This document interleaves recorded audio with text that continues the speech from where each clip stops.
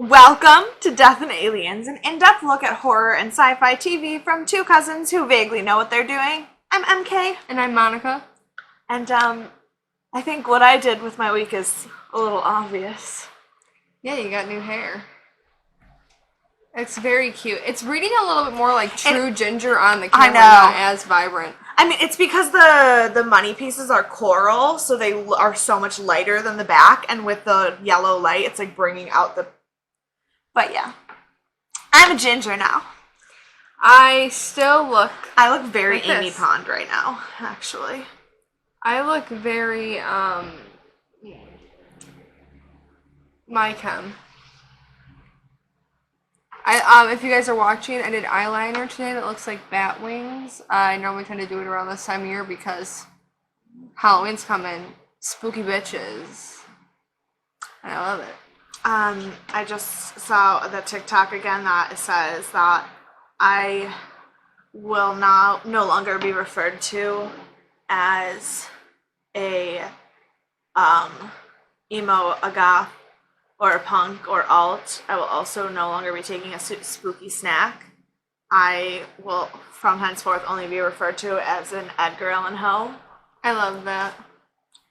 I don't look it, but that is me. And then, because she actually genuinely loves Edgar Allan Poe so much. So much. See, whereas I prefer the term spooky snack because I am more spooky snack-like than Edgar Allan Poe-esque. So I stick with the spooky snack, even though, like, looking at me, you'd think, like, oh, she would be an Edgar Allan Poe, too. No, I'm a spooky snack. Or, as my boyfriend likes to call it, big titty goth GF. So... Yeah, but you do have, like, the most golden retriever boyfriend. I really do. I literally have the alt-girl golden retriever boyfriend relationship. He is such a golden retriever. And I love him so much for it. But, other than that, I haven't done jack shit this... Oh, wait. Yes, you have! I started work! I actually have a job? Look at me, becoming a member of society once again. I fucking hate it. I had job interviews. And you know what? You're gonna come back... And you came back great on the one. Now we just gotta wait for the other one. So you can make a decision. Yeah, I don't know. I have a very busy week next week. This was my last week of being a lazy piece of shit. Like, I literally don't have a single day free next week. Monday's the only day because that's the day that we are. Yeah, but that's not free because we're still working. True.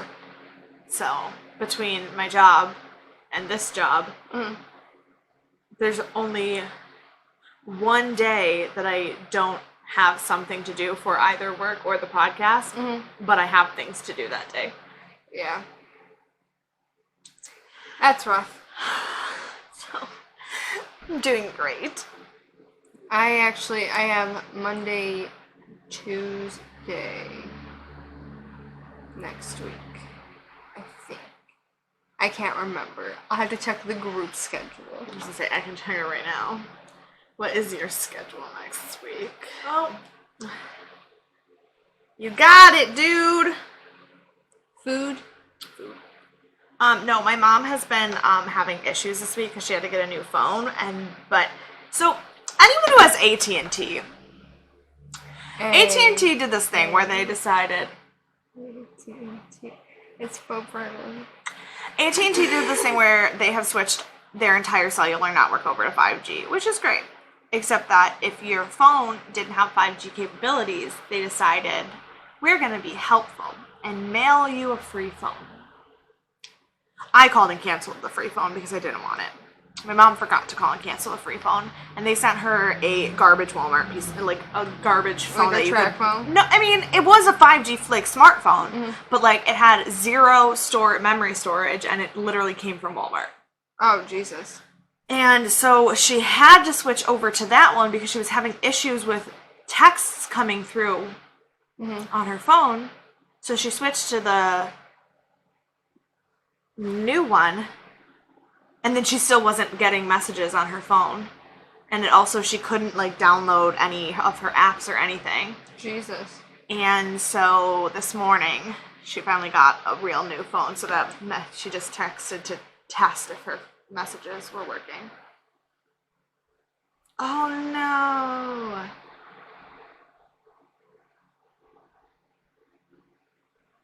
Okay, I'll deal with that later. What happened? When she reset her WhatsApp, she lost everything since July 28th. So any pictures or anything that we got in our family group chat between July 28th and now, she's lost all of that. Which isn't a lot, actually. It's only 2 weeks. I think I lost 2 days when I redid mine, but she lost 2 weeks. So we'll just have to forward her the pictures that she lost. Yeah, at least so still Yeah. Because that's the one thing, because my family has always had somebody living outside of the country for some reason. We have our family group chat is a WhatsApp chat rather than a regular text chat. Yeah. And so most of the time when we're talking to each other, we still use WhatsApp. Yeah. So you started work. I had my job interviews. I dyed my hair. Apologies for some of the weirdness in last week's video. We are still learning the new technology. Yep. Yeah, so this week was kind of meh. Yeah. Exciting, but meh at the same time. It's like, I feel like I don't remember this week.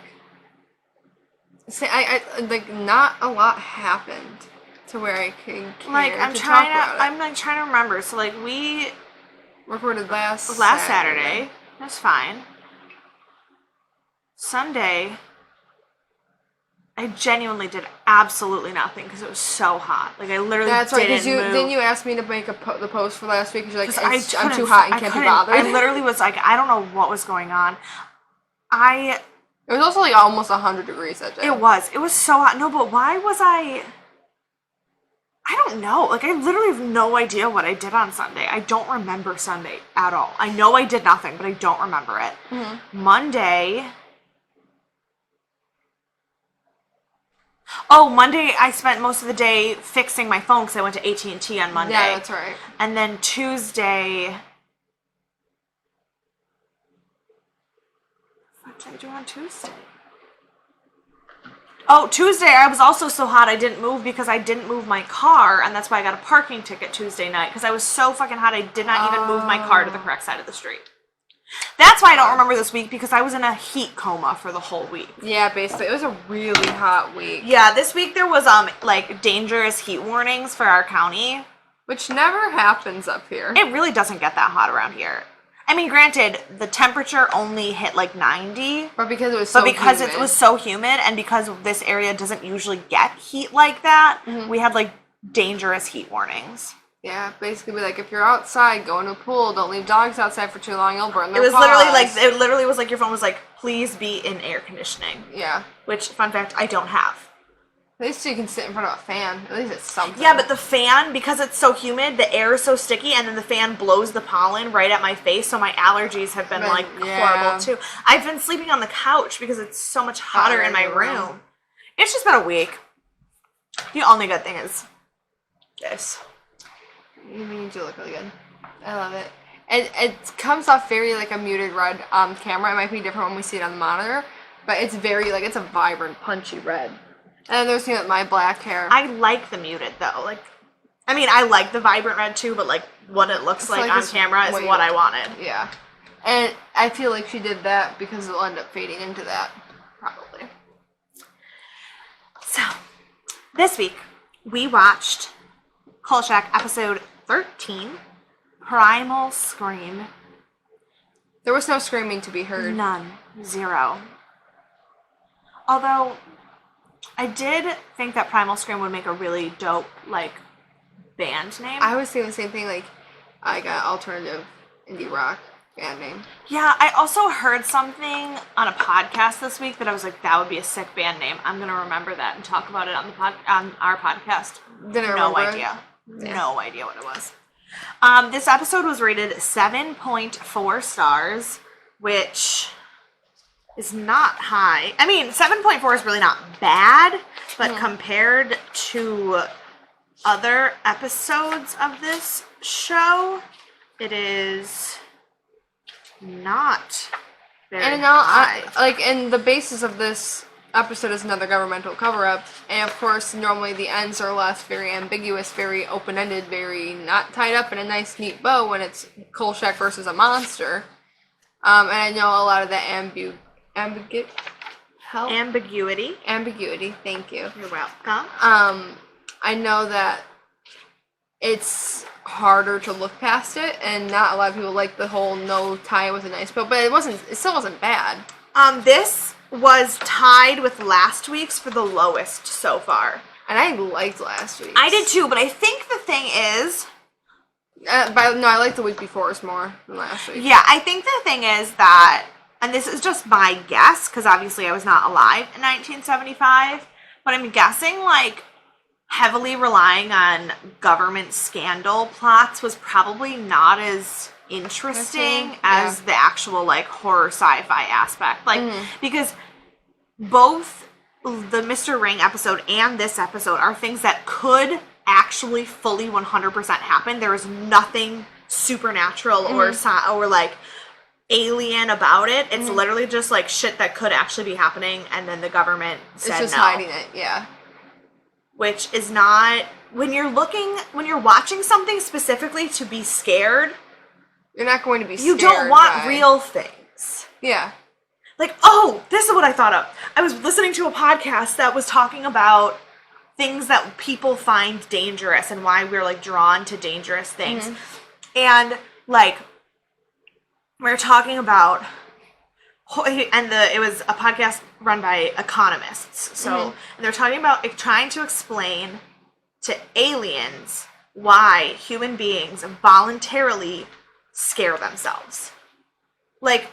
If your fear is heights, you don't go to high places. If your fear is spiders, you don't hang out with spiders.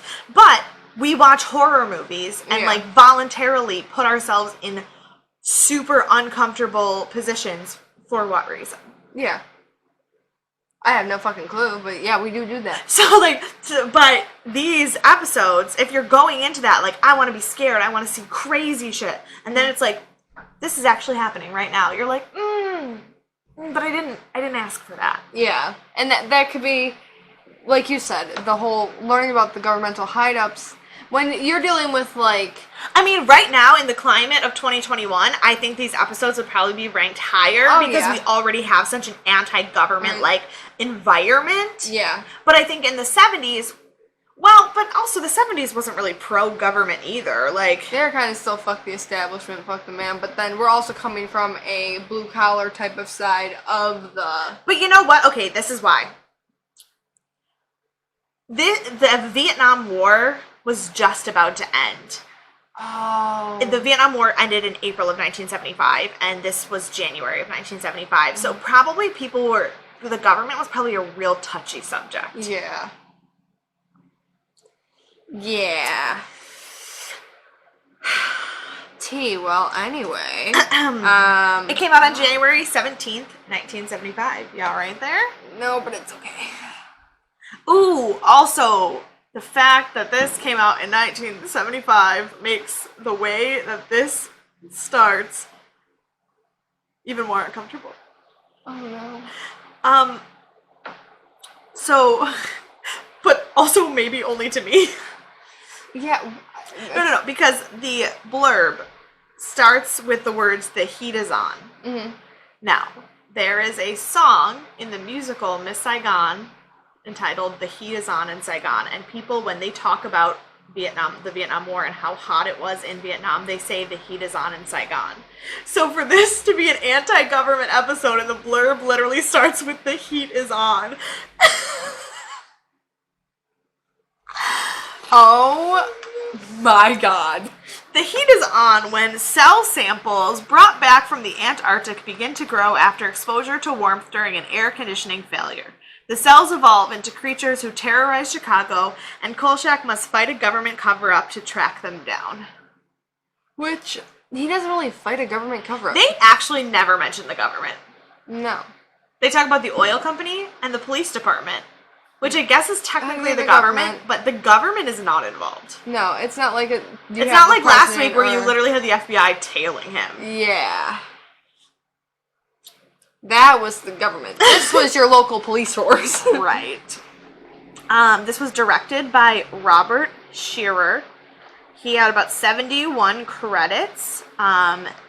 He directed a bunch of Star Trek episodes. He was most known for directing the Danny Kaye show, which I don't know what that is. Okay, so, have you ever seen White Christmas? Yeah. Bing Crosby, Danny Kaye. Yeah, no, I know who Danny Kaye is. I don't know, I don't know if it was, like the Dick Van Dyke Show or and I Love Lucy, where it was, like, featured person, but it was a plot, or if it was more, like a variety show, like the Bob Newhart show. Yeah. Like, that's the only thing is, like, I know who Danny Kaye is. I just don't know if we're talking, like, Bob Newhart or Dick Van Dyke in terms of what the show was. Oh, okay. Yeah. Okay, I was like, is she fucking serious? I'm like, literally in Christmas Vacation, National Lampoon's Christmas Vacation is a tap dancing with Danny fucking Kaye. Like, No, yeah, I know who Danny Kaye is. I'm not stupid. I'm just a little dumb. He's also very well known for directing a bunch of episodes of Fame, and he actually won an Emmy for directing Fame. It was written by Bill S. Ballinger, who wrote Firefall, the conductor episode. Oh, okay. And David Chase, who wrote 4 previous episodes and has 3 more to go. So is he basically finishing the rest of the show? No, we're on 13 out of 20. There's 7 more episodes. But he said he's already done 3. He's already done 4. This is his 5th. There's 3 more. So of the 20, he writes 8. Oh, okay. But I think all of them he wrote in conjunction with someone. I don't think any of them are solo. Oh, okay. Our guest stars, we have John Marley, who played Captain Molnar. He was nominated for an Oscar for Best Supporting Actor in 1970. He has 171 credits. He started acting in 1947, and again, nothing really jumped out at me. He was one of those guys who was in everything, but he wasn't like a stick-out character. I mean, being nominated for an Oscar is great. Yeah. You didn't win. You didn't win. Then we have Pat Harrington Jr., who played Thomas Kitzmiller, the PR agent. He won an Emmy for Best Supporting Actor in One Day at a Time, not the new one with Rita Moreno, the old one. Okay. He had 165 credits. He was in, the most recent thing he was in was an episode of Hot in Cleveland. Oh, but he's really? also in an episode of Golden Girls, and he was one of the main characters in the 1960s Disney movie The Computer Wore Tennis Shoes. What character did you play in Golden Girls? His name was John, and he was in 1 episode, so I have absolutely no idea. Oh. Well. Because John is not a very standout name. Yeah. Then we have Catherine Woodville, who played Dr. Helen Lynch. She had about 59 credits. She was in an episode of Star Trek, the original series. She was in Wonder Woman, Mission Impossible. Again, one of those kind of in-everything actresses. Also, I feel bad because I don't think she's a good actress. She was one that was in the bed, right? Mm-hmm. Yeah. When we get to those scenes, we'll talk about it, but it's unfortunate to say, but very one-note. I hate saying that because, also I know that acting style was very different in the 70s. But she just did not read well. No. At all. It's very confusing. Very one note. Well, it's not even that it was one note. It was confusing. The way what she was saying versus what her face was doing. Versus what her face is saying. Also the emotion that she was putting into what she was saying versus what was actually true in the plot. Yeah. I was very confused. And then our last guest star was Jamie Farr. He played Jack Burton, the biology teacher. And if you don't know who Jamie Farr is, you need an education. Which I really only said in that way because you will see how dumb Monica and her boyfriend seemed when they saw him yesterday. Yeah. There he is! Who that? Some dude named Jamie Farr. Do you not know who that is?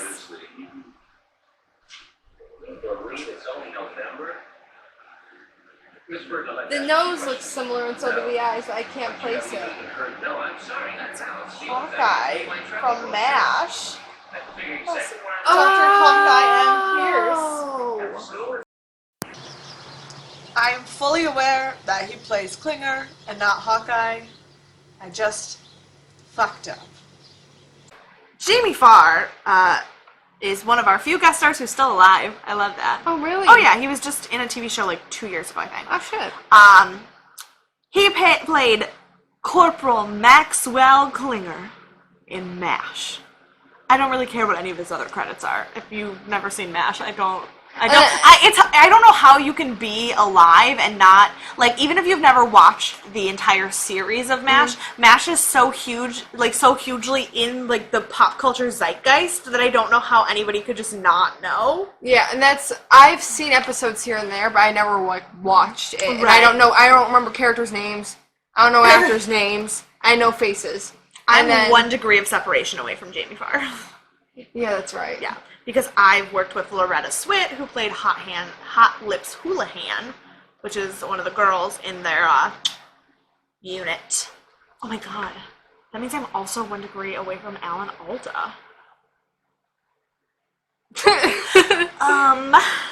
Which then means that I'm only 2 degrees away from Bradley Whitford, because Alan Alda was in the West Wing, and Bradley Whitford was in the West Wing. Which means I'm also 1 degree, 2 degrees away from Dule Hill. Do you know who Dule Hill is? I don't, but... Dule Hill is Gus Burton from Psych, but also Sam the Onion Man from Holes. Oh! I can fix that. Oh, okay! Okay, you're out here. Fuck the whole 6 degrees away from Kevin Bacon bullshit. I probably am 6 degrees away from Kevin Bacon. Without a fucking doubt. Anyway, my favorite facts about Jamie Farr and his role as Corporal Klinger is that he found out on set the first day that Klinger was going to be a cross-dresser, which, if you haven't seen MASH, Corporal Klinger is very famously a cross-dressing member of their unit, and he wears women's clothing for large parts of the series. But it was his idea to not make him a, like, feminine or character or a stereotype, because he just didn't want to, A, do that in a way that wasn't true, because that's not who he is, and B, he also didn't, you have to remember, at the time, they're dealing with the Korean War. Yeah. Which he did serve in the military in the Korean War. He's one of only 2 members of the cast of MASH to actually be in the Korean War. And so he knew very well, like from experience, that a soldier who was in that time period having feminine tendencies and dressing as a girl because of like a gender identity question would not have been treated well. Yeah. So he was like, let's not persecute someone. Like, or a group of someone, and just make this one particular character batshit crazy. Yeah. And he did. And, because Klinger is very much like just a weird, like, he's a weirdo. He's a whack job. He is not all there. Yeah. And then actually, the cross-dressing did end up being why he quit the show. But it wasn't because he had anything against it. It was because he didn't want his kids to get picked on for their dad being a cross-dresser on TV. Because, you know, back in the 70s, we weren't really kind to children. Yeah, no. I love him. He's great. My favorite is that you recognized his nose, but not his face. Yeah. The nose looked similar. Also, his character was my favorite character in this episode. Oh, yeah. So the episode starts with the scientist. Well, no, it starts with Kolchak narrating, obviously. Yeah. But then it's a flashback of the scientist getting unalived. Yeah, he's getting the ever-loving daylights strangled out of him or jumped upon, because we can't really tell. We can't really tell because there was a really nice death freeze frame. Yeah. Whereas in some scenes we have seen the freeze frame happen, but it hasn't been done nicely, and it just looks really corny and gimmicky. Yeah, this episode did it really nicely because it wasn't like, okay, so in the werewolf episode, they like never showed the werewolf. Yeah. In this episode, they showed it, but they showed it in a way that you weren't 100% sure what it was. Yeah. And then the death was like, instead of fake violence, they stopped and did a weird freeze frame right at the moment that would have been really violent. Yeah. And it wasn't like one of those like those weird freeze frames. It was like, ah! And then like their face just stays like frozen. No, it was the action was frozen. Yeah. It was really good. But so then Kolchak goes to said crime scene, and we have the sassiest police captain of all time. Oh, for sure. What was the first thing he said that was just so sassy? Like, I told Kolchak, he's like, oh, any death was brutal. Oh, yeah, Kolchak was like, I heard it was a really messy death. He's like, have you ever seen one that wasn't? Yeah. And I was like, oh, okay. And then Kolchak was like, why is this guy's arm gone? He's like, well, both of yours are going to be if you don't calm down. And I was like, we haven't seen this much clapback from an officer since, like, episode 3. Right. And then Kolchak goes into the freezer at the lab that is not a freezer anymore, and and he's like, it smells like mildew. And he's like, that's probably your undershirt. And Kolchak goes, or your jokes. Which, there's a lot of people who can't tell jokes in this episode. Oh, definitely, and Ron Updike is one of them. Because me and Mary Kate thought that at one of these jokes, he was seriously going on about an actual thing that happened, but it was just to land a really shitty fucking joke at the end. That's not even the one I'm mad about. The one that I was really mad about, where I wrote that his jokes were terrible, was... I don't even remember. It was way before that. I have a note that says Ron's jokes are terrible. Yeah, I remember what they were talking about, but I don't remember what it was. Yeah. Anyway. But my favorite thing about that scene was that all the other reporters were like... agreeing with Kolchak. Yeah, they were fine until Kolchak got there, and then they all like jumped on Kolchak's team. Like, Kolchak just kept like talking shit about the police officer. He's like, yeah, he doesn't know anything. And then the other reporter guy goes, doesn't know anything. And like, they just like went with it, and I was like... Okay. Kolchak is a little band of misfits. Then Kolchak goes to see the PR manager for the company that the scientist worked for. Probably he did not want to see the PR manager, but they have a little scene where Kolchak's talking about how when you're working with such a big company, they transfer you to this person, and to this person, and to this person, and then they put you on hold, and blah, blah, blah. And in a company like that, the PR person is the only person allowed to talk to the news. Mm-hmm. And the PR man is Mr. Thomas Katzmiller. Good name. And he is wearing the nicest suit. Oh, for sure. But see, I love that is his name, because I was just talking the other week about somebody who was a lawyer, but I didn't think their name was lawyer enough. Mm-hmm. And I was like, I feel like you should only be a lawyer if your last name's something like Woodford or Millstone. Mm-hmm. Like, if your name's like... If you have some, like, organic compound in, like, the end of your name, in your last name, be a lawyer. Right. Like, wood, steel, coal. But not Kolchak. Not Kolchak. But so he's got a very nice suit. He also has very little patience for any of Kolchak's questions. Oh, absolutely. I did have one note because I thought that the PR guy was making shit up. Mm-hmm. It was the part when he was looking at the map that you didn't think was a real map. Yeah, okay, first of all, they have the whole map of the world just, like, sprawled out. And then, like, these 3 blobs that I'm only assuming are, like, the Antarctics and, like, the upper coast stuff. For clarification, the map was a regular map of the world, but the focal point was the Antarctic region. So northern Canada, Greenland, and Antarctica had a zoom on them that you don't see on a normal map. Granted, a normal map that you see today is not accurate to size of countries at all. Yeah. But that's a whole different story. But yeah, so this map was just in a way that was the focal point of the map was the places where they were digging for oil, obviously. But he said that ever since they went above Prince Patrick Island. And I said, what the fuck is that? Mm-hmm. Turns out Prince Patrick Island is real. I didn't know. Mm-hmm. It's part of northern Canada and the Northwest Territories. The thing is, I didn't think it was real because there's no one in the royal family named Patrick.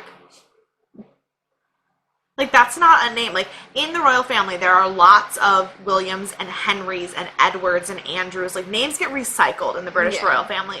I don't know any Patricks. So I thought they made this shit up. So I Googled it. And it turns out it's real. Well, would you know? Maybe they named it for a dog. I'm sorry, but the Queen's Corgis have way nicer names than Patrick. No, I'm gonna get a corgi and I'm gonna name it Sir Patrick. That's stuff. Piss you out, okay. I mean, if it is Sir Patrick Stewart. Maybe that's what it's named after. It's not a prince, though. Who gives a fuck? Then it's Prince Patrick Island! That is a prince. And then, this is my favorite note. Wow, this PR guy is slick as the oil he's selling. Super slick. Yeah, he was real good at his job. Oh, yeah, 100%. 100%. Especially in a later scene when we see him explain about every crisis he could avoid. And I'm like, that's some fucked up shit. This note was when he was trying to explain why it was generous of the oil company to have a biology department. Mm-hmm. He was like, yeah, like, we make so much money on oil and on geology that we're able to give them the money to do whatever they want. And if their research doesn't make us money, well, that's okay. It's like... And I was like... Thank you, Mr. Oil Mogul. You are lying through your teeth right now. But yeah. So then we find out that the only other doctor involved in the scientific project that the dead doctor was working on was this chick who's in the hospital. Now, my problem with this, and we talked about this when we watched it, the automobile accident was several weeks ago. And this bitch be looking dirty. Now, and also the framing of this fucking scene sucks ass. Yeah. But now, to our lovely listeners and or viewers, I've never been in the hospital for an extended period of time. Yeah, me neither. I've actually never even been in the hospital overnight. Same. So I don't know this for a fact. But my question to you is, if you have been in the hospital for an extended period of time, can you please tell me if they left the dirt on your face for the whole time? And like maybe it is a bruise and the makeup department just said either the black makeup department eyeshadow. is so bad or this woman was dirty. Well, I mean, and also the bottom of her feet. The bottom of her feet were also dirty. If you're in a car accident and you have a broken foot and your foot's in a sling and you haven't walked on it in several weeks, yeah. Well, how is the bottom of your foot that dirty? Yeah, it's kind of yucky, not gonna lie. And then we also get some of the worst fucking acting I think I've seen in this series. We're not even there yet, though. Oh, that's true. That's because Katz Miller said when her accident was, and it confirmed everything I was mad about. Yeah. So Tony, my next note's about Tony, but Carl goes back to the office to tell Tony about the coroner's report and everything, and Tony is mad. Wait, no. Tony is mad because another newspaper already printed everything that Carl thinks is big news. And then Ron comes in the office, and and Carl and Ron are fighting about parking spaces and phone calls, and they have this weird close-up of Tony's face laughing while Ron and Carl are fighting. Yeah. And I literally, my note says, Tony laughs at Carl and Ron like a grandpa watching his grandkids fight about stupid shit. Oh, for sure. Like, it just was, like, I don't know, maybe somebody, like, complained and was like, you're making Vincenzo not likable anymore. Fix it. Because he is, like, extra, like, gregarious this episode. Oh, yeah. It's like, he might as well have been Santa Claus. With a sense of humor. So then, Kolchak goes to the hospital to see the doctor lady, and her doctor will not let him in to the hospital, so he decides to get a plant from this old lady and carry it in to the room.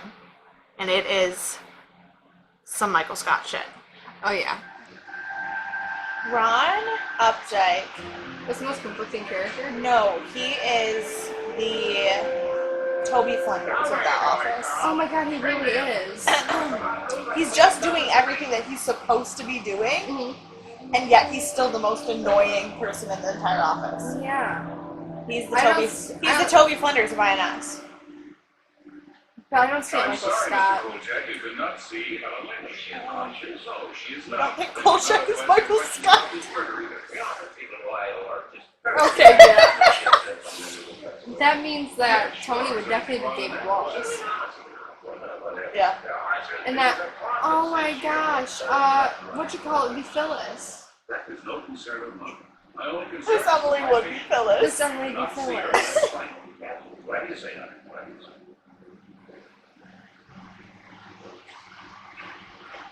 Especially with how much Kolchak doesn't like Ron, he's 100%. Ron is Emily? 100% Toby. Oh no, that's not Miss Emily. That's just.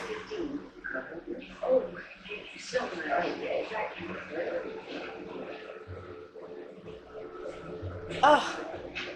Kolchak. Deadass using a plant.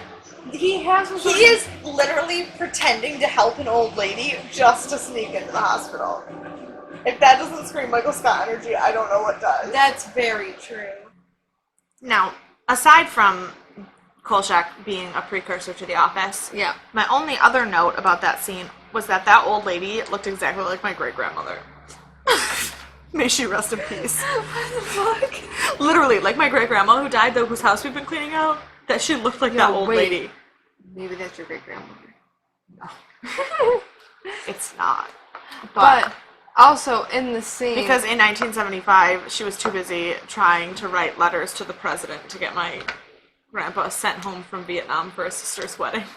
Oh my god. I wish I was making that up. My great-grandmother literally wrote a letter to the president to have my grandpa flown home from Vietnam for his sister's wedding. Which obviously did not happen. Yeah, But, wow. So no, she didn't have time to be acting in an episode of Kolchak. Well, maybe at this point she gave up her efforts.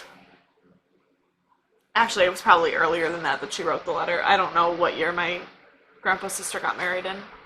But we had some. Now here's where we get to the shit class acting.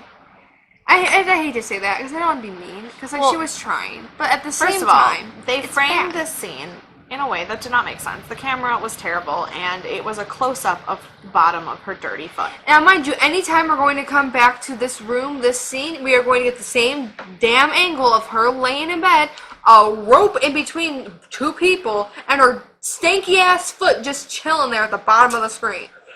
I really don't like the close-up Of her dirty foot? Yeah. Also, if you're in a hospital and your foot is in a sling, how is the bottom of your foot that dirty? Yeah, normally they have that shit like clean. Her nurse needs to be fired. Yeah. 100%. I don't like that it's still in the shot, too. Like, it doesn't need to be there. Take a different angle. I'm so uncomfortable. Lower the sling a bit. Literally just change the angle of the camera. Yeah. Also, this is not good, like, framing for the scene anyway. You have a string coming down this... And a toe! And then a big toe. A dirty big toe. It's so distracting, I don't know what they're talking about. Me neither. Yeah. It's a terribly framed shot. I don't know. And they stuck with it for so long. It's like they're like, we're really putting her foot up. She's not just laying in bed faking it. I'm like, put her fucking foot down. No one gives a shit. Well, if we saw her foot up when Kolchak came in the room, and then we got an angle like slightly above her foot at their faces, I'd still know that her foot was up. Yeah. And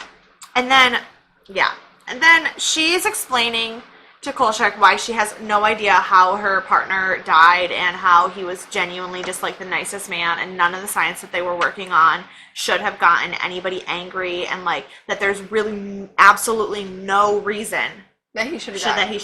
have died. Now, I believed the dialogue. Props to the writers, because the dialogue made sense. Because all of that was true. Mm-hmm. She really wouldn't have known. Nothing that they did should have. The problem is, she acted it in a way where I thought that she was lying and knew more, but then plot-wise, we find out that she definitely didn't know more. Mm-hmm. And it just was... Because she didn't even know that the freezer had Right, she turned didn't even off. know that the freezer had turned off. She couldn't have been lying to Carl in that moment. Mm-hmm. But every subtext of her acting was, I'm telling you whatever I have to so that you don't think I'm behind this. Yeah. It just felt so wrong. Yeah, it was not good, and then, like, her face was also, like, then Kolchak obviously gets caught and has to get kicked out of the room, and, her face, you can't tell if she feels sorry for him, or is like, haha, motherfucker. Right, I was like, what the fuck is that face? It just pissed me off.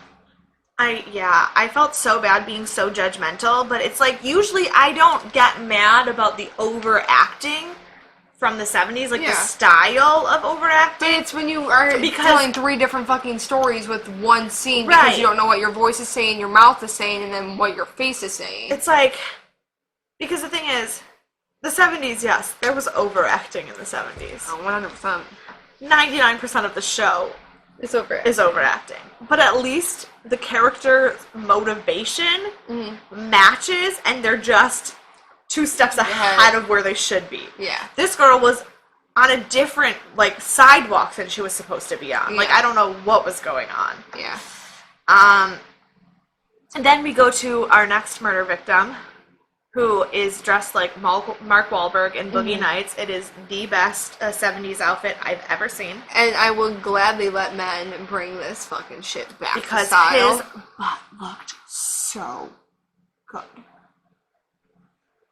Listen, I'm not a huge fan of the 70s style. I tell Monica all the time, every time she wants to dress like it's the 70s, that those colors, terrible. Not a fan. Not a fan. They're dope. But if men want to wear pants that make their butts look like that, I know. I am encouraging all men to go out and buy 1 pair of bell-bottom jeans so you can just marvel at how gorgeous your ass will look. Trust me, you'll love it. Go buy some. They don't have to be the corduroy. And if you're a baseball player who wants to wear bell-bottoms, do it. Oh, God. Let's start a movement. Boys in bell-bottoms. Baseball butts and bell-bottoms. That's going to be our organization. Baseball butts and bell-bottoms. If you would like to make a donation. If you would like to donate 1 pant leg per boy per baseball butt and bell-bottoms. Oh, God. But. Oh, my God, we can call them bell-bottom butts. See, but then we take baseball out. It doesn't necessarily have to be baseball. See, but I really like baseball players' butts. Yes, but there are also some dudes that don't play baseball that have, voluptuous booties. That's true. So bell-bottom butt. The really cool thing about this scene was not this man's ass. It was actually one of what I think is probably my favorite, visual gimmick that the show has done at all so far. Yeah. And it was that our hot Mark Wahlberg fake man, what was his name? Ronald Gurney. I only remember that. Oh, Robert Gurney. Robert Gurney. Gurney died. Haha. Funny. Anyway, Robert Gurney. He is drinking a glass of scotch, watching a vintage horror movie on TV. But then, parallel to the horror movie, the monster's coming in behind him. It was so well done. Through the fucking window, too. I think he was actually watching, which is funny, he was watching Wolfman. Yeah, he was watching Wolfman, and the Wolfman jumps through the window at this girl, and then at the same time as the Wolfman jumps through the window, the ape thing jumps through the window at him, and then it ends in that same freeze frame from the first murder. It was a very cool so stylistic good. choice. Pretty dope. Thank you, Mr. Robert Scherer. Actually, probably whoever your cinematographer was. Yeah. I will look them up and credit them. Who is the cinematographer of this episode? I don't know. Yo mama. Probably not, because she was 7 years old. My uterus hurts. Okay. I was going to continue, but I decided to drink water instead of continuing. I'm glad. I think that was a good call. Very good call. Cinematography. Cinematography by Ronald W. Brown is the director of photography. There you go. And then Robert M. Leeds and Anthony Redman were the film editors. So, thank you. Thank you for knowing what the fuck is up. So then, Kolchak misses this murder because he's still in Springfield. And I wrote a note, but forgot to look it up. I don't know how far away Springfield is. Yeah, I had Chicago. no fucking clue. Springfield is the capital of Illinois, in case anyone didn't know that. Springwood is where Freddy Krueger would terrorize all the children of Elm Street.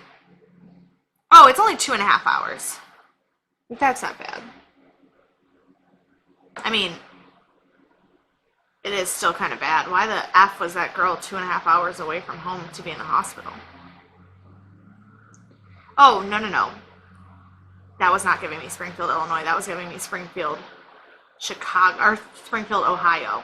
Springfield, Illinois is 3 hours. So, okay, just as bad. I don't know. That is a poor choice. They just were like, we know another name of a city in Chicago, let's use it. That's like probably what the motivation of that was for. Probably. And then my note says Ron's jokes are terrible. Yes, this is when we had the... This is when Ron was at the scene of the crime for Kolchak. Oh, and because Kolchak was in Springfield, and he... It's like, I'll make sure you don't need any bananas. And I'm like, shut the fuck up. Yeah, he was making jokes about wooden bananas and gorillas and Kolchak not being there on time and all of it. It was just... But none of his jokes were funny. It was like watching a really shitty ventriloquist. Because Ron gives me, like, vibes of the doll from Night of the Living Dead. That's what he looks like, personified. So it's just like a really shitty ventriloquist who's trying to be funny. Okay. I really don't know where I was going with that. I thought it would have been funnier because I thought you could, like, see the Slappy similarities between the two. Damn. Slappy has more personality than Ron. They're trying to give Ron personality again, and it's not not fucking working. Then Kolchak goes into the apartment and finds the landlady, who is the sassiest old lady in the world, and she is telling him everything that happened. And this woman... These are my favorite fucking part. This woman was like, well, listen, the police said it was a gorilla. But I've watched some nature shows, and that's not what a gorilla looks like. But if the police said it was a gorilla, then it was a gorilla. Then she goes, well, they shot it. They should know what it is. And I was like, you would only think. You would only... Anyway.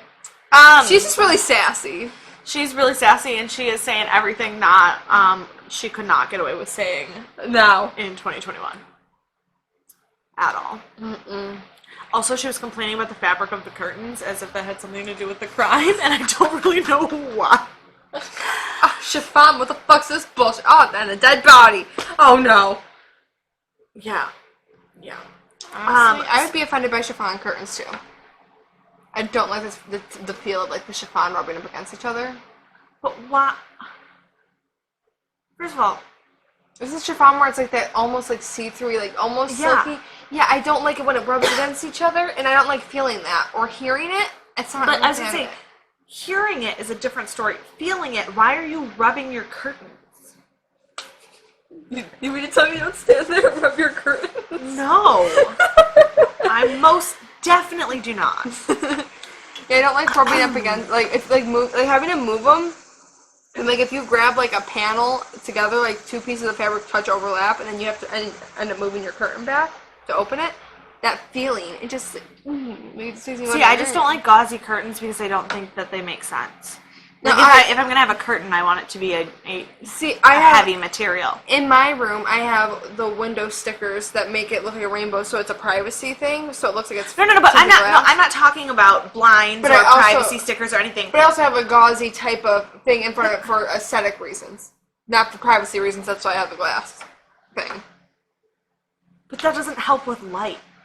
No, it doesn't. I have two. I should say I have two. I have the chiffon one that I keep open during the day, and then I have the thicker covered ones that actually dim the light if I wanted to go out during the day. That just is too much happening on your window.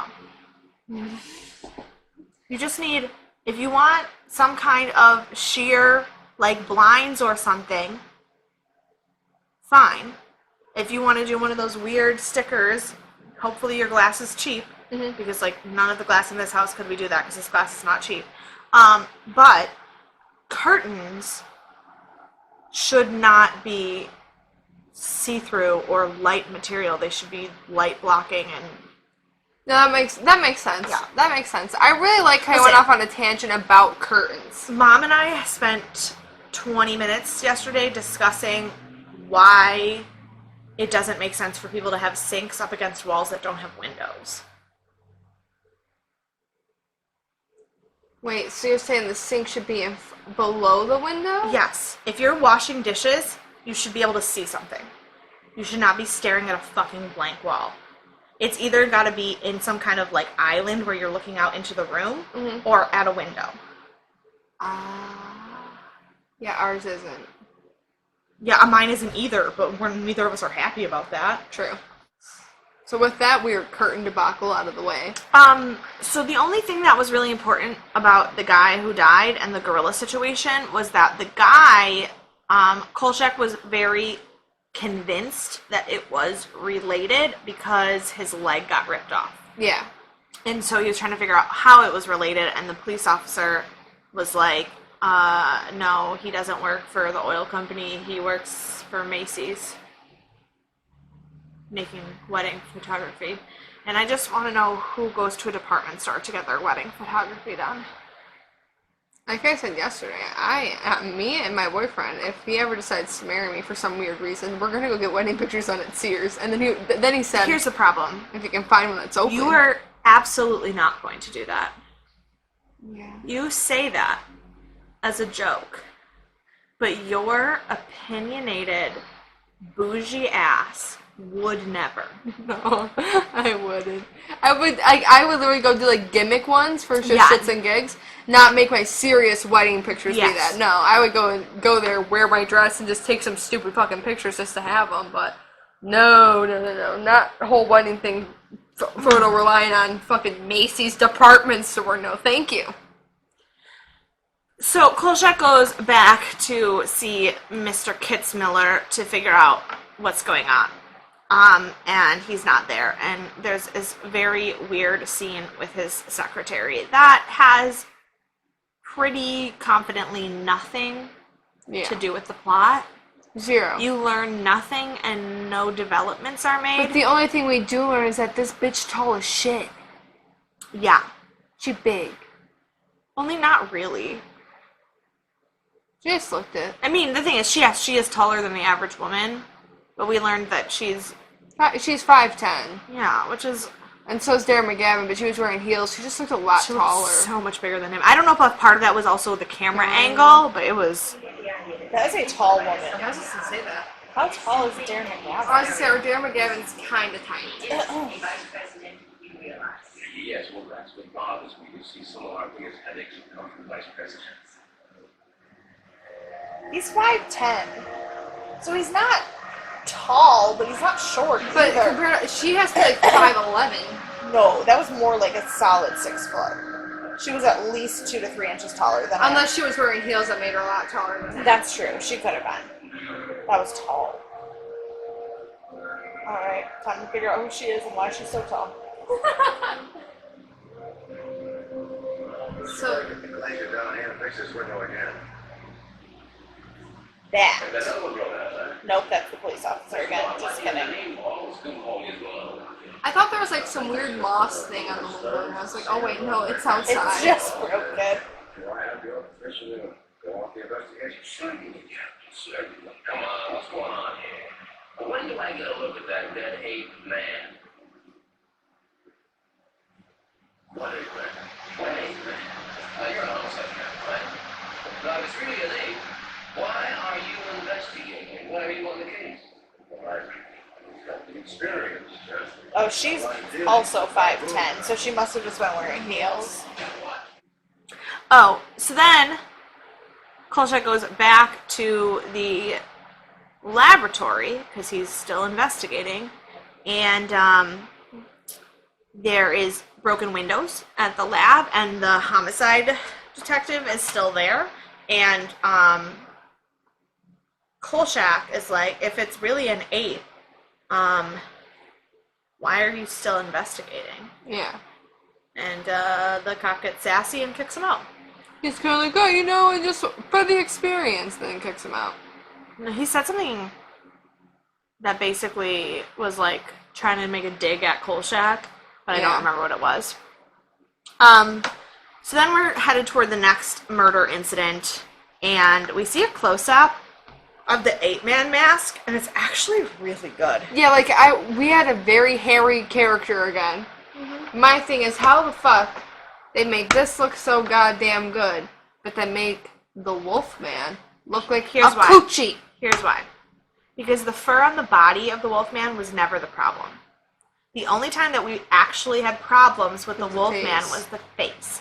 And this mask was an ape-like mask, So it was which is much mostly more human-like.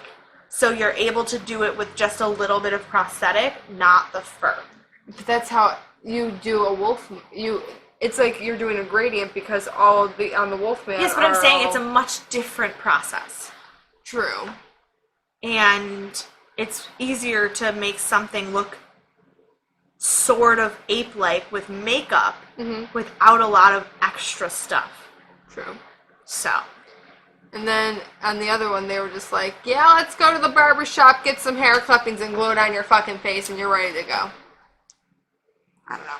I still hate that makeup so fucking So much. then we have another attack, and the animal man thing gets away, and the police or the homicide guy, detective guy, is yelling at the police, who said something that was actually very true, and that is that you cannot just loosely tranquilize an animal that size.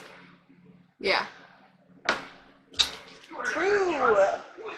That's why you don't trank. Cops nowadays in bed. You don't trank gorillas because it doesn't knock them out. It just pisses them off. I mean, yeah, that would make sense. Well, like, that's really why, like, truthfully, the reason that they shot Harambe and, like, they didn't just, like, tranquilize him, which everybody was freaking out about, was because in that situation, first of all, what the gorilla thought he was doing was protecting the kid, but size difference and the kid being afraid that didn't work. But if they had tranked him, it wouldn't have kicked in fast enough, and it would have just kicked his adrenaline up, and he would have killed the kid on accident in that heightened state of adrenaline. So since they couldn't safely get the kid out, they had to shoot him. Believe me, I know the keepers did not make that choice easily. Like, The world went to shit when Harambe died. I cried. I also, worked at a zoo at the time, and let me tell you how many people had real dumb questions. Every time, like, working the gorilla exhibit after that week, I can't imagine that not being super fun. they're like, what would you do? It's like, Like, I don't fucking know. not my job. So Kolchak is talking to these police officers, and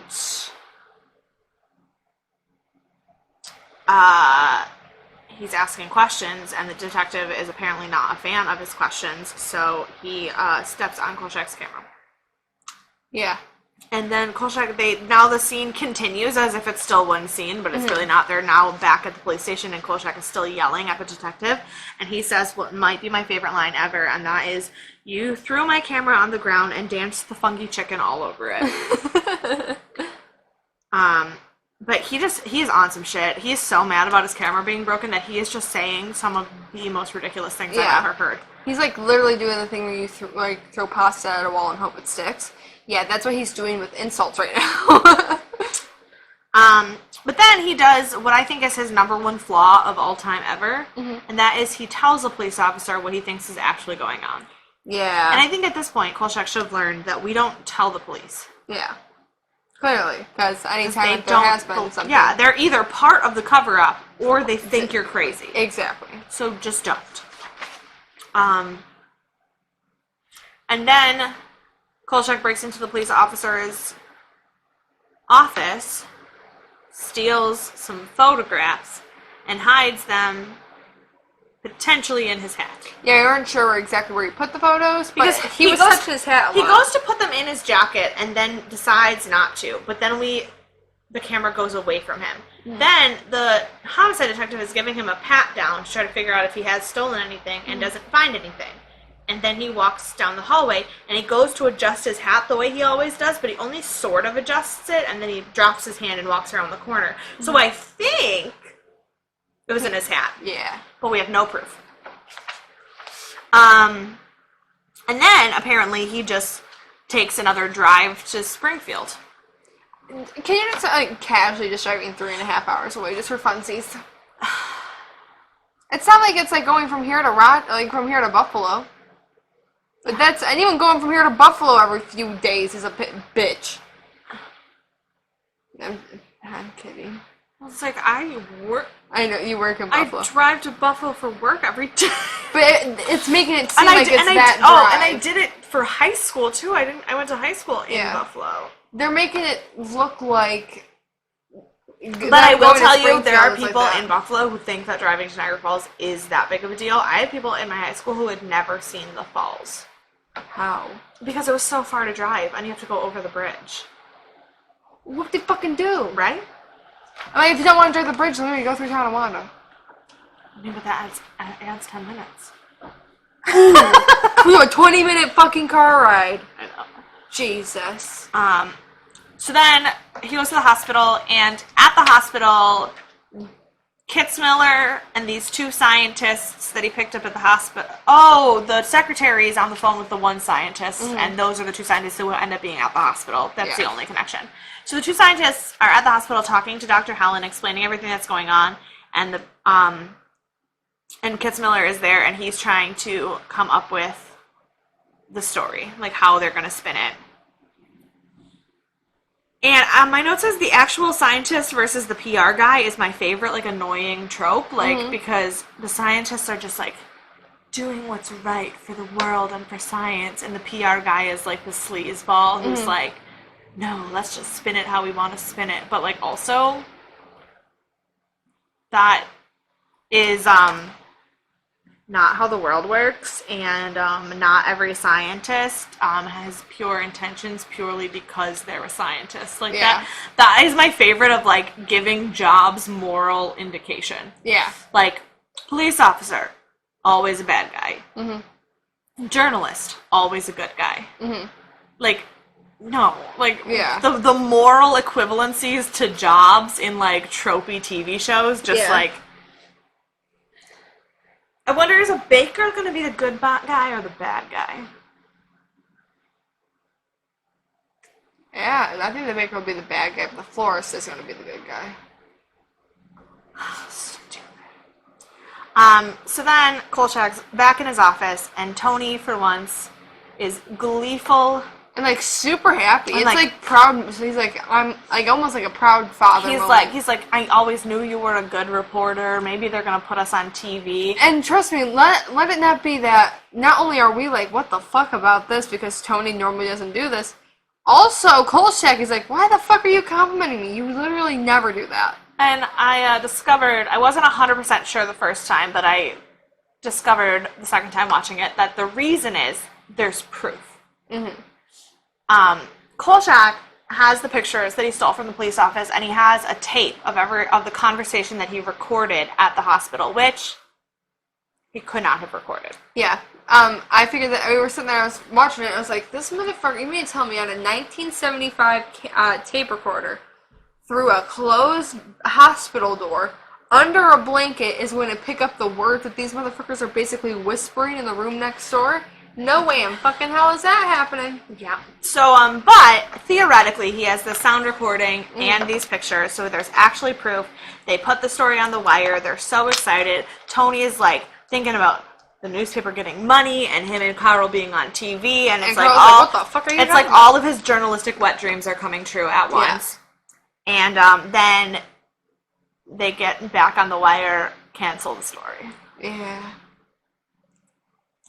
And then Ron fucking tries to be Ronald- Adam Sandler again. dumbass Updike is like, oh, didn't you guys hear? The reason they're canceling the story is because there was a truck full of zoo animals that escaped. He's like, it was 2 gorillas. He said there was 2 apes, some 2 tiger. African gibbons, a pair of Malayan tigers, something, and a pie cost. Tony says, what's a pie cost? And this motherfucker says, 89 goddamn fucking cents.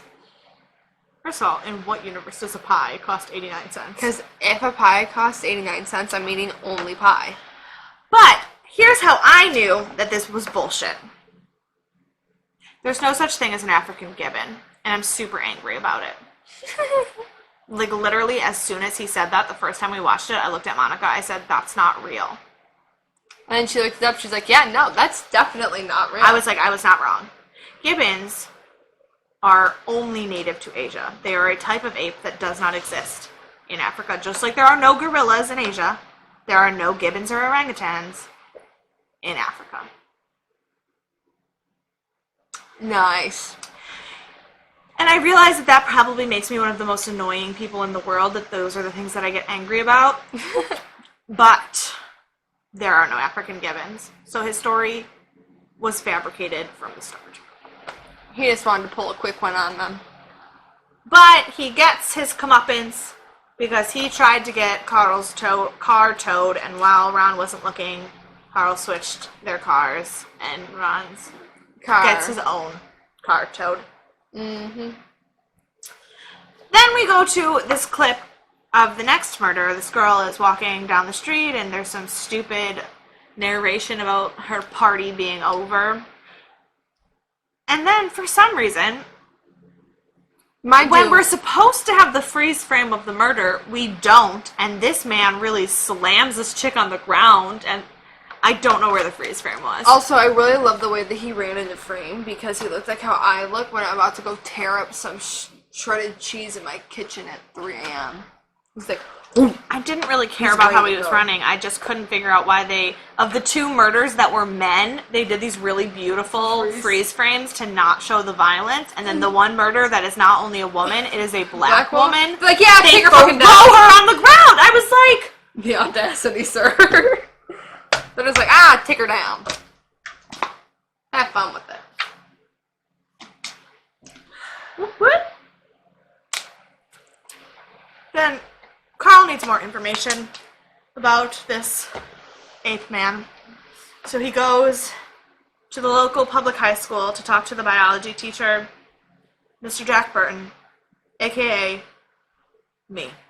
Mm-hmm. Because literally, that man was me.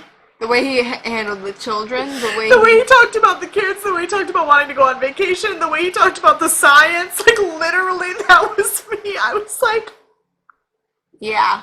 His character was really funny. He had a lot of good one-liners, and he was always, so he's already pissed off because all his other scientist friends are getting picked up. it's like the bitterness is unbelievable. And then I said that Bones Burton is my one true love. Yeah. Basically, he's like, I spent all this money on artifacts, and I want to teach these kids science so bad, and you know what they call me behind my back? Bones Burton. That's what I get for trying. He's like, talking about how frustrated he is and like how loud and annoying high school kids are, and then he goes, I can't believe it's only November. It's like, he's literally me. Oh, God.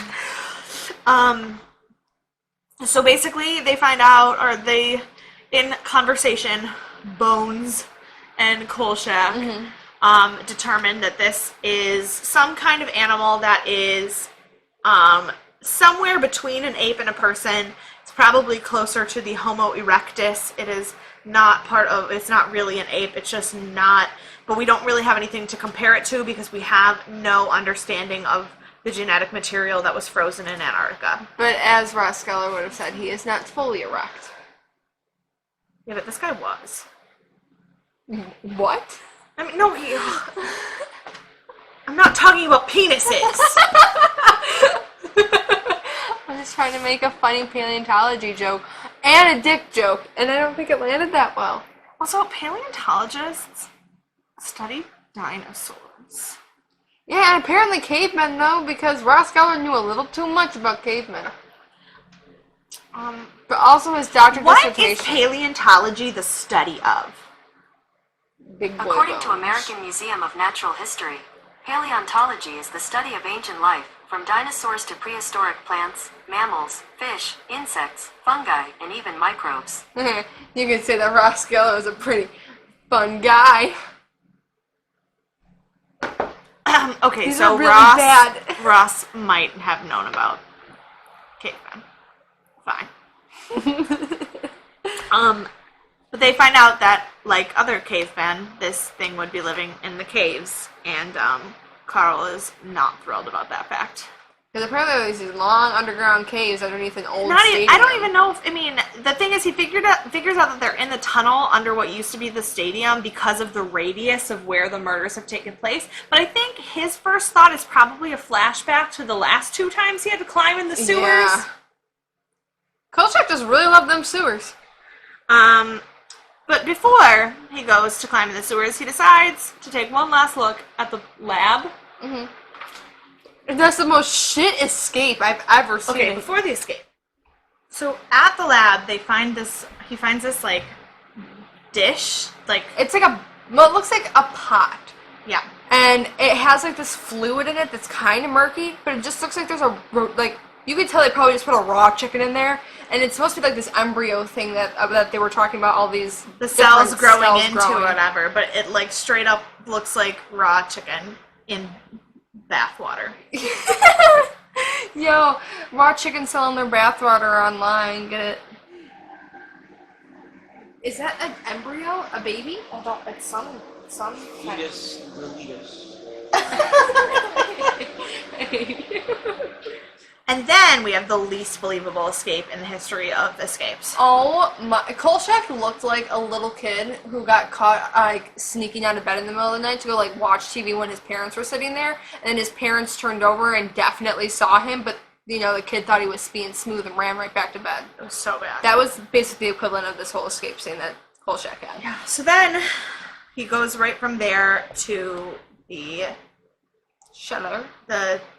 tunnels. Tunnels, yeah. And he's looking for the ape thing. Yeah.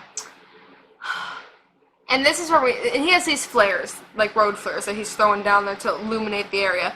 And this is where I got really excited because on the DVD, basically the whole scene that we saw down in the tunnels is like the same like promo pictures that they use. Yeah, for when we first announced that we were doing Kolchak, the images that I used were from this episode. Yeah.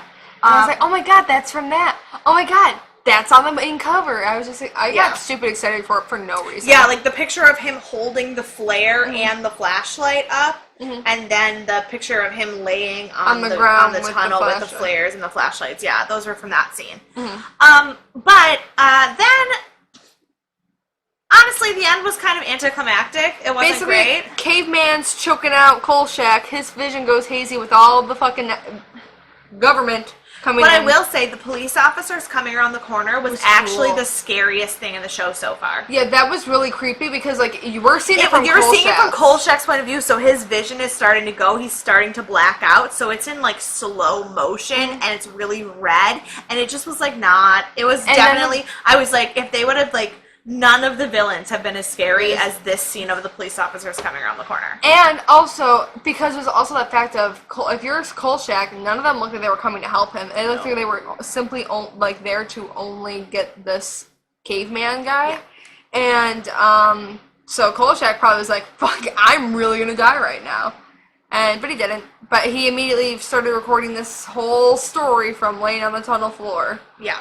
That's where we end the episode, and that's what we picked up on. Now, one other thing that I wanted to do in this episode, because we haven't done it yet, is we haven't talked about the music in the show at all yet. Oh, Not yeah. really.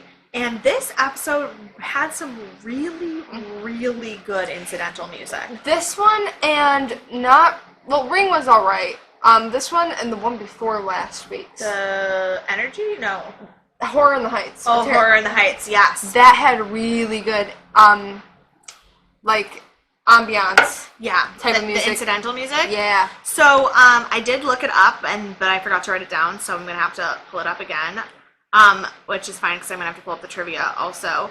But, so the theme song of Kolchak was written by a man named Gil Mellet.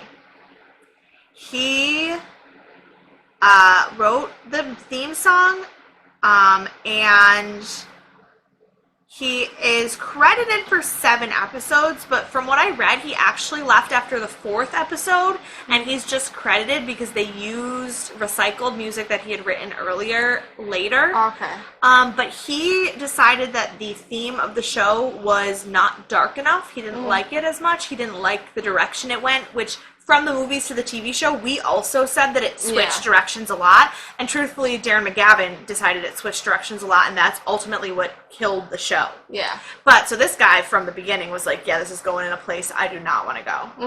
Mm-hmm. But, so Jerry Fielding is the composer who came in after that, and he, wrote the music for this episode, which was really good. But, like, he composed music for Escape from Alcatraz, from some of the Star Trek movies, from the Outlaw Josie Wales, the Clint Eastwood movie. And so I just wanted to give some props to him because, like, that was good music. It was really good music this episode. I appreciated it a Shout lot. out to our composer friends out there as well. Because Because they don't get enough love. No, they really don't get enough love. And the thing is, I would love to actually go deep into, like, the psychology of film music. I think it's fascinating. Oh, yeah. I just don't think I am qualified to be the person. Maybe we'll do that sometime. I have a friend, one of my best friends is a music teacher. Mm-hmm. And so maybe we'll have an episode sometime in the future with something that, like, is just really good, and we'll have her come on and, like, talk about the music. I don't know. Thoughts for the future. Food for thought. Food for thought. One day this podcast will make sense. But yeah. So, goofs. Factual error. Carl makes a joke about drilling so far north that penguins would need thermal underwear. Penguins only live in the southern hemisphere. Truthfully, I did not catch that joke, or I would have complained. Me neither.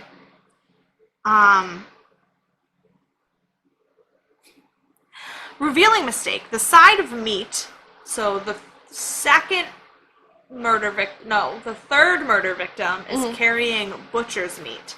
The side of meat is a lightweight fake, although the actor strives to make it appear heavy. Continuity. Carl's camera flash is barely discernible in shooting the 8-man in the alley towards the camera, but later it's quite bright as it shoots downward at the contents of the canister in a lab. Yeah. That is not a continuity error. That's a different camera. Yeah. Because the police officer stepped on his camera. Yeah. Wrong, IMDb. IMDb sometimes lacks with their trivia. I'm thumbs downing that. Crew or equipment visible. At approximately 35:45, when Kolchak enters the biology schoolroom, the crew's hand is visible opening the door at the far right edge. I didn't see that. Good for them. Factual error. The large world map on Kitzmiller's wall is very accurate except for one bizarre error. There is an enormous contiguous landmass connected to the northern part of Canada that doesn't exist. For some reason, all of the numerous islands that make up the Northwest Territories were conglomerated into one large mass that looks very out of place for the Arctic North. That's probably what I was confused by. Well, because it's the thing is, it's the northern part of Canada. The like you've seen how it it looks like splatter. Mm-hmm. What they did is they just took all that splatter and made it one thing. Yeah. So it's like the outline of Canada instead of the actual island. But the thing, it was weird because he had counties. Not counties. He had I don't know what they're called in Canada. Provinces and states outlined on the map, but then it kind of just but it wouldn't know, because that is all part of the same province in Canada. It's the Northwest Territories. It's just that the farther north you get, the less landmass you have, and it's more islands. So basically what they did was there was the outline of all of the islands of the Northwest Territories instead of outlines of islands. So it's factually incorrect in a bizarre way, but also not. Yeah. It just, but the thing is, it just makes it look weird. It looked off, but also, like I said, the focus of the map being that far north also looks off. Yeah. Trivia.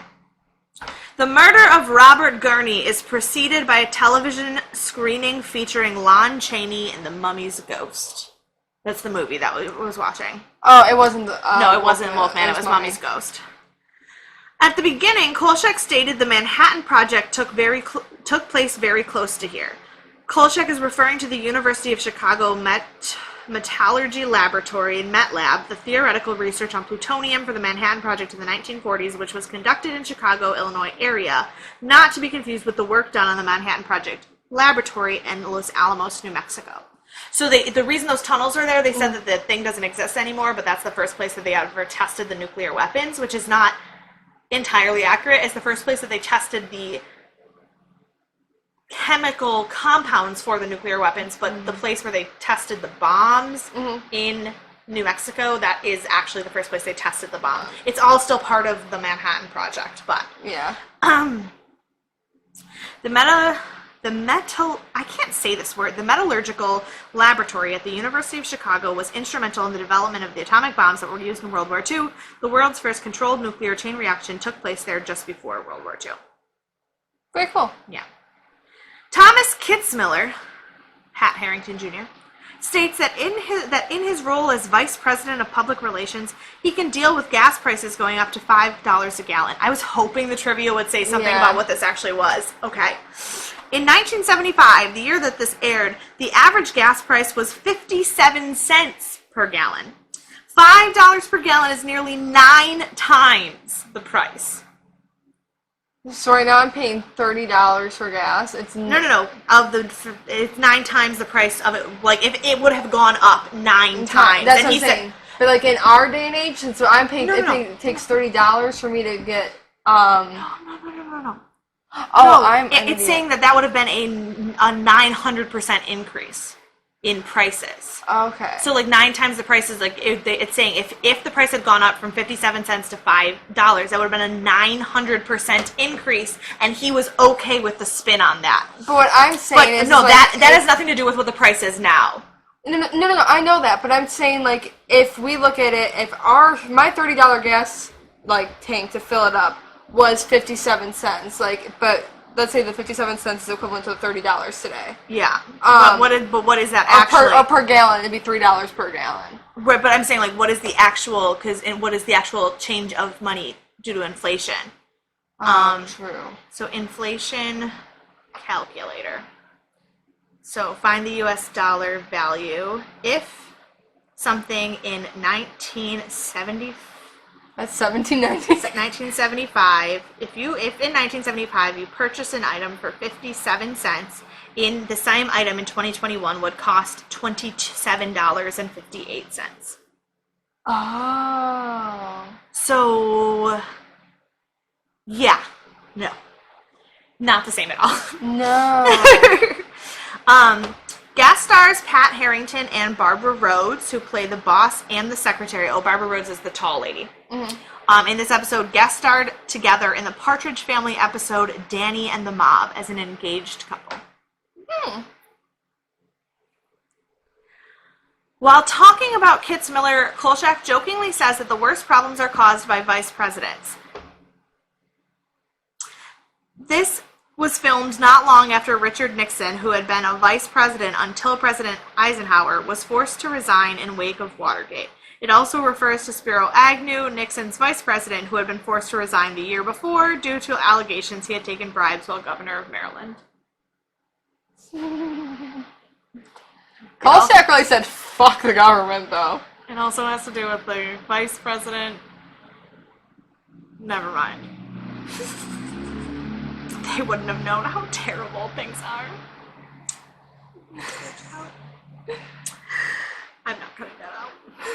Thomas Kitzmiller implies that he is so good at his job that he could handle the price of gasoline going up to $5 a gallon. That would be a tall order, as that amount adjusted for inflation would be equivalent to $24 a gallon now. $24 a gallon? No, thank you. No, no, no, no, no. Not on my watch. If you would like to donate money, either to baseball butts and bell bottoms, or to us having to fill our gas tank when inevitably the government ruins everything, and it does go up to $24 a gallon because we did it, Joe. You can send us money via email. Sending money via email. I don't know. We don't have a PayPal. Yeah, just, drop your fucking bank information in our fucking email, Well, let yeah, us but here's know. the thing. You used to be able to send money via Facebook Messenger, and now Instagram is owned by Facebook, so Instagram Messenger and Facebook Messenger are the same thing. So you can DM us money on Instagram. Yeah, go for it. At Monica.Lynn_, baby. I was thinking more of at Death and Aliens. Or at Death and Aliens. Because we need the money. At Death and Aliens on Instagram and Twitter. And like I said before, at Monica.Lynn_ for my personal Instagram, and at Mon_Lynn_ on Twitter for my personal Twitter, where I kind of just post depressing shit when I'm in my feelings at 3 a.m. You can follow me on both at EMKAY_superstar. I don't really post anything except on Twitter. I do retweet shit about the Big Brother and the Bachelorette a lot. Yeah, that you do. That you very fucking do. And with that, email us your money, DM us your money, and tell us we're pretty. And buy bell-bottom jeans. Yeah, boy, baseball butts and bell-bottom jeans. We're fucking serious. I think this is If you do own bell-bottoms that make your butt look good, please send us pictures. We will feature them on our Instagram. And with that, we will talk to you later because I don't know where we're going right now. We'll see ya.